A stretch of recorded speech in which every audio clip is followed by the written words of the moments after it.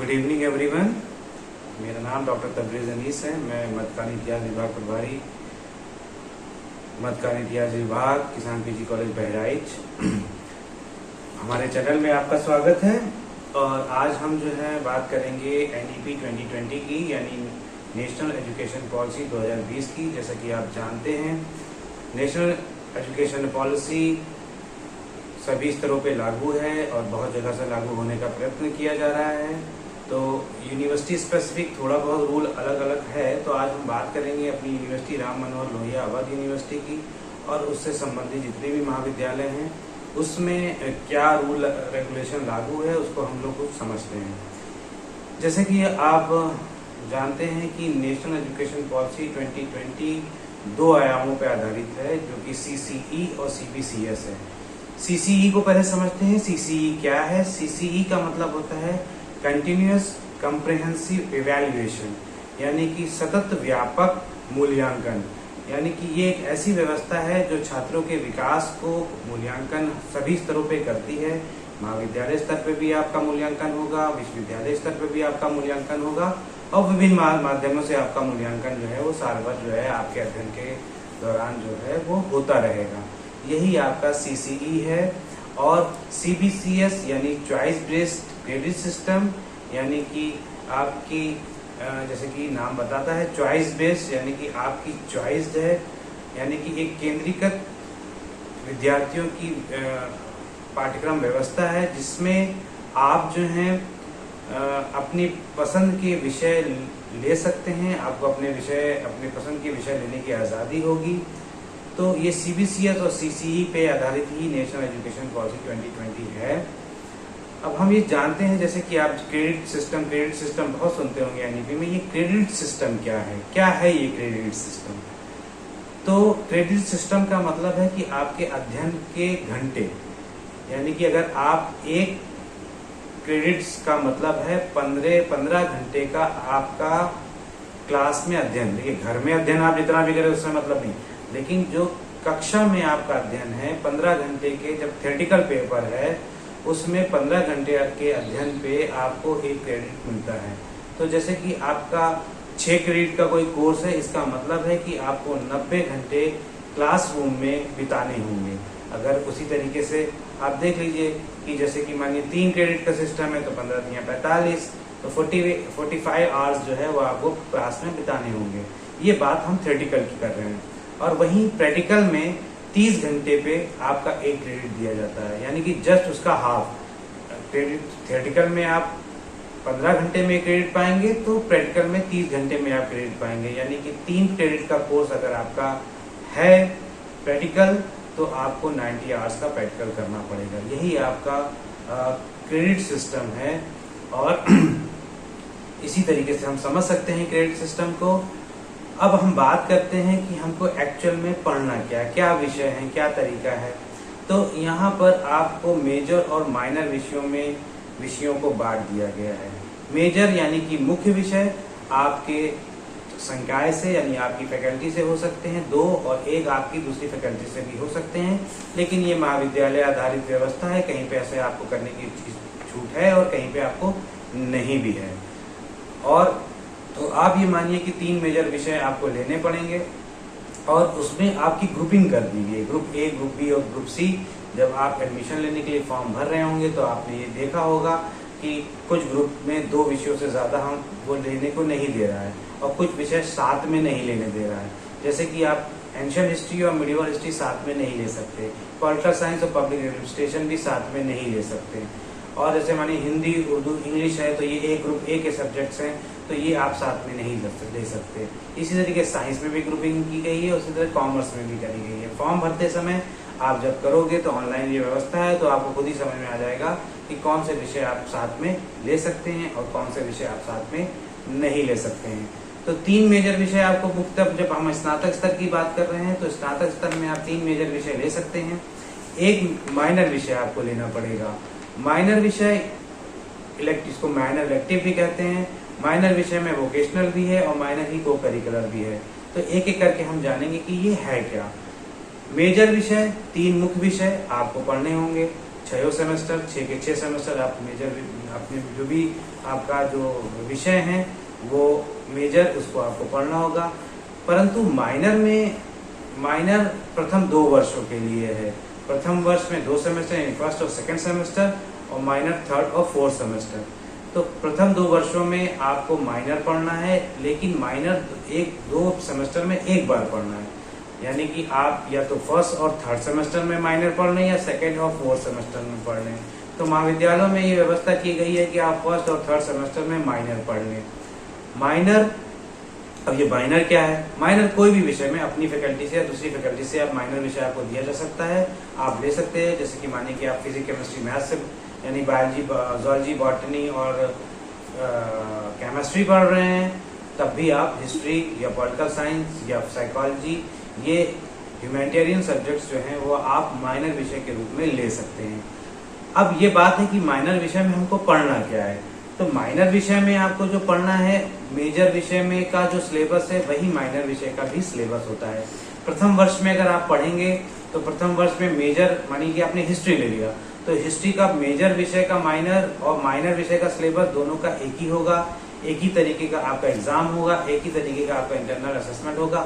फर्क बस इतना है कि जो प्रैक्टिकल विषय होते हैं, जैसे मानिए कि आपका ज्योग्राफी में प्रैक्टिकल है, तो अगर आपने माइनर के रूप में ज्योग्राफी लिया हुआ है तो आपको प्रैक्टिकल माइनर में नहीं देना होता, सिर्फ थ्योरेटिकल आपको देना होता है। माइनर का प्रैक्टिकल नहीं होता, बाकी सारा सिलेबस वही होगा। एग्जाम, सेमेस्टर टेस्ट, असाइनमेंट, जितनी भी व्यवस्थाएं हैं वो सारी जो है वो सब वही होंगी। लेकिन आपको सिर्फ फर्स्ट और थर्ड में या सेकंड और फोर्थ सेमेस्टर में आपको माइनर जो है एक वो जो विषय है वो पढ़ना होगा। नाम उसका माइनर है, लेकिन उसका सिलेबस जो है वो मेजर और माइनर दोनों का ही सिलेबस एक ही है। बस मेजर वाले उस विषय को दोनों सेमेस्टर में पढ़ेंगे और आप सिर्फ एक सेमेस्टर में पढ़ेंगे अगर आपने माइनर के रूप में उसको लिया है। फिर आपका आता है वोकेशनल। वोकेशनल का मतलब होता है रोजगार परक, यानी कि आपको रोजगार में बहुत सारी ऐसी व्यवस्थाएं की गई हैं। महाविद्यालय पे अलग अलग महाविद्यालयों में अलग अलग वोकेशनल कोर्सेज हैं, उसको जो है आपको चूज करना होता है और वोकेशनल आपको लेना होता है। वोकेशनल आपको प्रथम 4 सेमेस्टर पढ़ना होता है, यानी 3 स्नातक में 3 वर्षों में प्रथम semester, second semester, third semester, fourth semester, चारों सेमेस्टर में आपको वोकेशनल पढ़ना होगा। फिर एक दूसरा आता है को करिकुलर, जिसको कहते हैं। को करिकुलर का भी सिलेबस है, जैसे कि को करिकुलर में जैसे फर्स्ट ईयर में क्या फूड न्यूट्रिशन एंड हाइजीन है, फूड न्यूट्रिशन एंड हाइजीन है। सेकंड ईयर में फर्स्ट एड एंड हेल्थ है। इसी तरीके से 6 सेमेस्टर में को करिकुलर का कुछ ना कुछ सिलेबस है, कुछ ना कुछ पाठ्यक्रम है जो आपको पढ़ना होता है। को करिकुलर पूरे 6 सेमेस्टर आपको पढ़ने हैं, वोकेशनल आपको 4 सेमेस्टर पढ़ने हैं। माइनर सब्जेक्ट जो आपको लेने हैं प्रथम 2 वर्षों में सिर्फ 2 सेमेस्टर में पढ़ने हैं, ये बात याद रखिएगा। और मेजर आपको पूरा पढ़ना है स्नातक में, ठीक।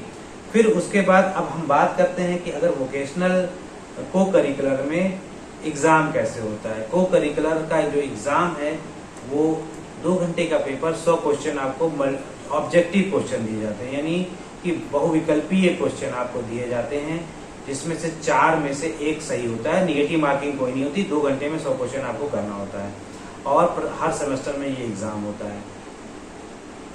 उसमें आपको OMR शीट दी जाती है को करिकुलर के पेपर में।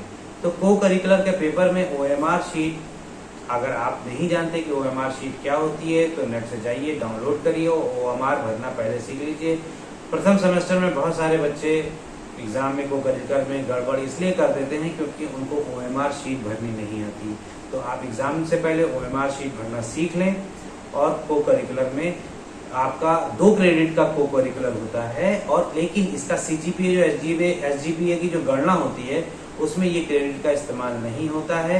ये एक क्वालिफाइंग प्रकार का पेपर होता है जिसमें आपको 33% मार्क्स जो है वो लाने पड़ते हैं। 33% मार्क्स जो है वो आपको लाने पड़ेंगे इसको क्वालिफाई करने के लिए।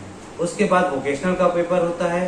वोकेशनल का पेपर जो होता है महाविद्यालय आधारित होता है, यानी महाविद्यालय में ये पेपर ऑर्गेनाइज किया जाता है।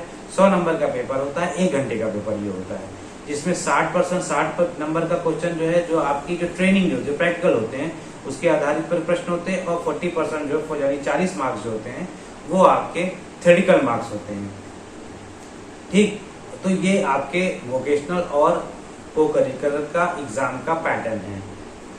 को करिकुलर और वोकेशनल में कोई भी इंटरनल का एग्जाम नहीं होता, सिर्फ वोकेशनल तो खैर महाविद्यालय ही आधारित होता है लेकिन एक ही बार होता है, और को करिकुलर यूनिवर्सिटी के द्वारा आधारित होता है जो कि 2 घंटे का पेपर होता है जैसे मैंने बताया, और उसमें बहुविकल्पी होता है। जैसे आप जानते हैं कि पहले जब आप स्नातक करते थे प्रथम वर्ष में अगर आप ड्रॉप कर गए तो आप कोई डिग्री नहीं मिलती, सेकेंड ईयर में ड्रॉप कर गए तो कोई डिग्री नहीं मिलती, लेकिन अब ऐसा नहीं है। स्नातक आप कर रहे हैं यानी कि यूजी में अगर आप कर रहे हैं तो हर ईयर में अगर आप एग्जिट करते हैं, तो 2 सेमेस्टर तो पढ़ने पड़ेंगे, लेकिन एक ईयर में अगर जैसे आप एग्जिट करेंगे तो पहले ईयर में एग्जिट करेंगे तो आपको सर्टिफिकेट इन फैकल्टी मिल जाएगा, और आपका क्रेडिट होना चाहिए 46 क्रेडिट आपके कंप्लीट होने चाहिए, और आपके यानी कि 46 क्रेडिट यानी कि 46 इंटू 15 कर लीजिए तो आपको घंटे पता चल जाएंगे कि कितने घंटे आपको क्लास में बिताना जरूरी था, क्योंकि एनईपी 2020 में 75% की अटेंडेंस की बाध्यता है। 75% अटेंडेंस आपकी कंप्लीट नहीं होगी तो आप एग्जाम में ही नहीं बैठ पाओगे, ये एज पर रूल। ठीक, तो आपका जो सर्टिफिकेट इन फैकल्टी प्रथम वर्ष में पूरा होने पे दिया जाता है। सेकेंड ईयर में अगर आप पूरा करते हैं तो आप डिप्लोमा पा जाते हैं, और थर्ड ईयर में आपको बैचलर इन फैकल्टी की डिग्री मिल जाती है, और आपका क्रेडिट 132 होना चाहिए। जब आप 4th ईयर में जाते हैं बैचलर इन रिसर्च फैकल्टी, तो उसमें 4th year MA first year जिसको अभी कहते हैं, तो बैचलर इन रिसर्च फैकल्टी की MA MSc MCom first year जो भी कहते हैं उनको बैचलर इन रिसर्च फैकल्टी की आपको डिग्री मिल जाती है। और जब आप एमए का जो पीजी का द्वितीय वर्ष करते हैं जिनको आपको मास्टर इन फैकल्टी मिलती है जिसमें आपको 232 क्रेडिट होना चाहिए। इसमें कंटिन्यूटी है पढ़ने में, आप इस एमए के बाद भी आप जो है 6ठे वर्ष भी पढ़ सकते हैं। 6ठे वर्ष में post graduate diploma in research आपको मिलता है, और 7वें और 8वें वर्ष को की रिसर्च की पढ़ाई करने के बाद आपको पीएचडी की डिग्री मिल जाती है। यानी कि आपको पूरा 8 साल इंटरमीडिएट करने के बाद कंटिन्यूस अगर आप पढ़ेंगे तो आपको 8 साल में पीएचडी आप हो जाएंगे। तो एनईपी में ये है। और मान लीजिए कि आपको पीजी करना है यानी कि बैचलर इन फैकल्टी के बाद 4th ईयर में बैचलर इन रिसर्च फैकल्टी की डिग्री लेनी है, तो आप सिर्फ उसी विषय में सब्जेक्ट ले पाएंगे जो 3rd ईयर में आप पढ़ेंगे, और आपके 60% से ज्यादा मार्क्स उसमें होंगे। अगर 60% से उसमें कम आएंगे तो आपको पासिंग मिल जाएंगे, बैचलर इन लिबरल एजुकेशन की डिग्री मिल जाएगी, लेकिन आप उसमें पीजी नहीं कर पाएंगे। तो पीजी करने के लिए आप संबंधित विषय में आपको 60% से ज्यादा मार्क्स लाने होंगे एज पर एनईपी। अब बात करते हैं, मानिए आपने एग्जाम दिया और आप फेल हो जाते हो, तो फेल होने के बाद क्या व्यवस्था है? फेल होने के बाद व्यवस्था जो है, ग्रेस मार्क मिलता है, 2 नंबर का ग्रेस मार्क है, लेकिन अगर आपको बैक पेपर देना है तो बैक पेपर देने के लिए आप जो है बैक पेपर देने के लिए आपको क्या करना पड़ेगा, यानी आप फर्स्ट सेमेस्टर में जैसे मान लीजिए कि आप फेल हो जाते हैं तो बैक पेपर आपको 3rd सेमेस्टर में भरना पड़ेगा। सेकंड सेमेस्टर में अगर आप फेल हो जाते हो तो आपको 4th सेमेस्टर में बैक पेपर भरना होगा, और उसकी डेट आती है तो आप जब भर सकते हो। लेकिन आप जैसे फर्स्ट ईयर में फेल हो गए फर्स्ट सेमेस्टर में तो 3rd सेमेस्टर में भरोगे, सेकंड में फेल हो गए तो 4th सेमेस्टर में भरोगे। ठीक, इतना ये बात जो है एनईपी के बारे में खास बात है जो आपको मालूम होना चाहिए। दूसरी बात आपको बताते हैं जो महत्वपूर्ण है कि परीक्षाएं कैसे होती हैं, किस प्रकार से आपको एग्जामिनेशन देना है। जैसे मैंने आपको बताया 75% मार्क की अटेंडेंस आपकी जरूरी है, उसी प्रकार से हर विषय में आपके 100 मार्क का पेपर होता है, यानी कि मेजर के 3 विषय और माइनर का 1 विषय आपके 100 नंबर का पेपर है। लेकिन माइनर आपको सिर्फ 2 सेमेस्टर पढ़ना है प्रथम 2 वर्षों में। लेकिन जब भी आपको माइनर या मेजर पढ़ना है तो आपको 100 मार्क्स में 75 मार्क्स जो है एक्सटर्नल एग्जाम के द्वारा दिए जाते हैं, 25 मार्क्स जो है इंटरनल एग्जाम के द्वारा दिए जाते हैं जो आपके महाविद्यालय के संबंधित विभाग लेते हैं। मान लीजिए कि आपका कोई विषय में 25 मार्क्स, अब ये 25 मार्क्स कैसे दिए जाते हैं, किस प्रकार से 25 मार्क्स जो है वो दिए जाते हैं, वो वो इस तरह के दिए जाते हैं कि जो आपका जो फैकल्टी है, जो आपका डिपार्टमेंट है, वो आप पे 3 टेस्ट ऑर्गेनाइज करता है, 3 एग्जाम कंडक्ट करता है जो 12.5 नंबर के हैं। वो तीनों पेपर भी हो सकते हैं, 2 पेपर, 2 मतलब मिड सेमेस्टर टेस्ट ले लें, 1 असाइनमेंट जमा करवा लें, ये भी हो सकते हैं 12.5 में, जिसमें 2 कम से कम आपको उपस्थिति अनिवार्य है।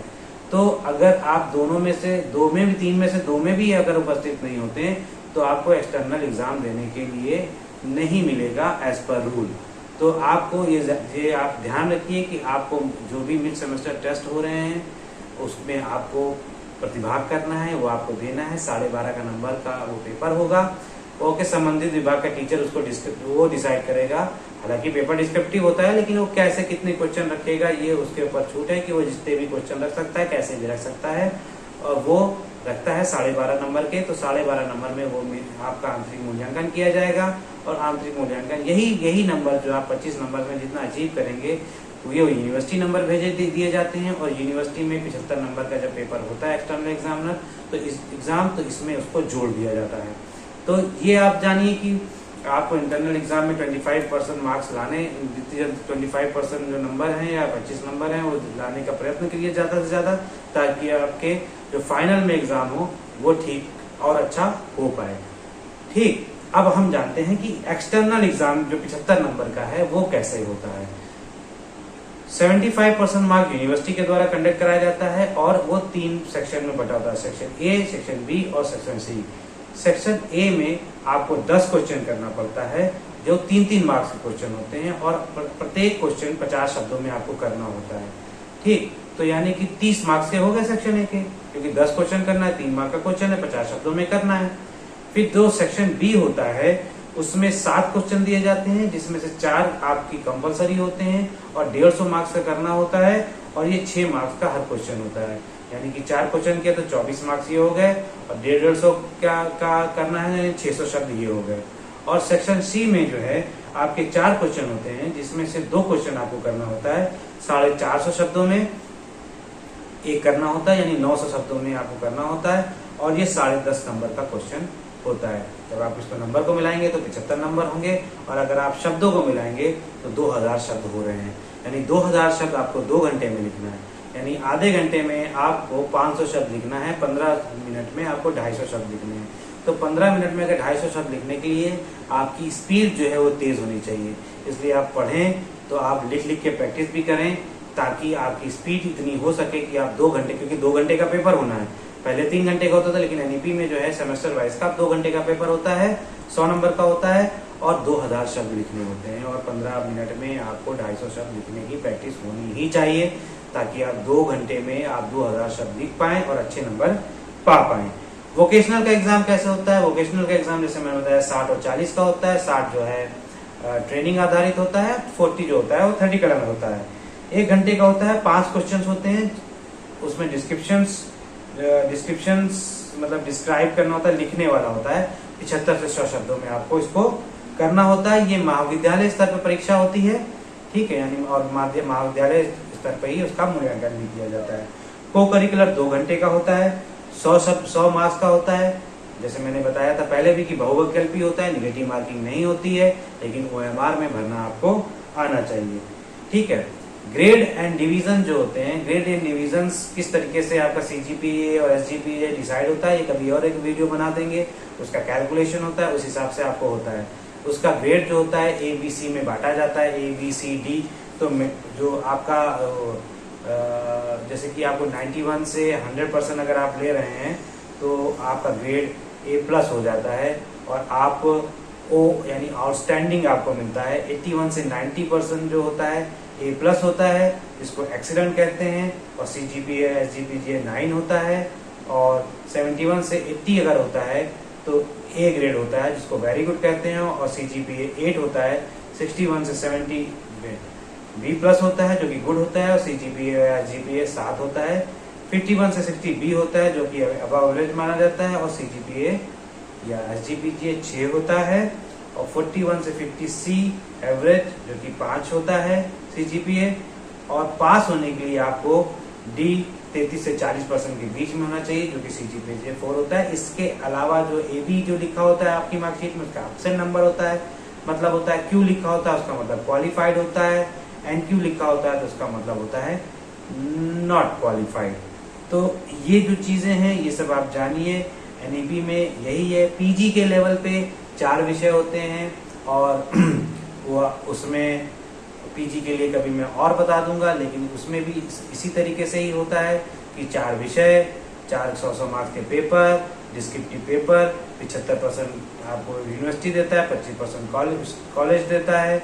असाइनमेंट कम प्रेजेंटेशन होता है, उसमें प्रोजेक्ट वर्क भी होता है, प्रैक्टिकल होते हैं, फील्ड विजिट होती है, और प्रोजेक्ट प्रेजेंटेशन वगैरह सारी चीज़ें होती हैं। तो पीजी के लेवल पे थोड़ी ज़्यादा मेहनत करनी पड़ती है, क्योंकि पीजी है, उसका स्टैंडर्ड भी ज़्यादा हाई होता है। ठीक है, इसके अलावा फिर मैं कभी और वीडियो बनाऊंगा तो इसके आगे जो है मैं आपको बताऊंगा। तो ठीक है, अगर आपने इसको ठीक से सुना है तो आप ध्यान रखिए। Thank you.